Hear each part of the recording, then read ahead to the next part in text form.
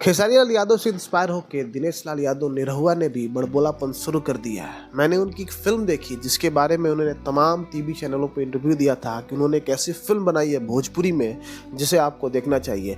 इस फिल्म को इतने शानदार तरीके से बनाया गया है कि बॉलीवुड और साउथ के लोग भी इसे कॉपी कर सकते हैं। इतना ज़बरदस्त कहानी और इतना ज़बरदस्त अभिनय किया गया इस फिल्म में कि जिसे देख के आप गर्व करेंगे भोजपुरी पे। लेकिन इसके उल्टा है, अगर आप ये फिल्म देखेंगे तो महसूस करेंगे कि क्यों भोजपुरी इंडस्ट्री बंद हो गई।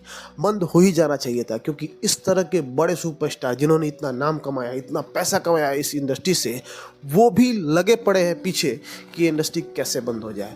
इस फिल्म में ना तो कोई कहानी है, ना ही डायलॉग डिलीवरी बढ़िया है, ना ही डायलॉग अच्छे से लिखे गए। ऐसा लग रहा है कि बस एक्टर को खड़ा करके ये बोल दिया गया, भैया आप अपने हिसाब से कर लो, जो बोलना है बोलो, जो करना है करो, हम बस शूट कर रहे हैं, उसको कट पेस्ट करके फिल्म बना देंगे।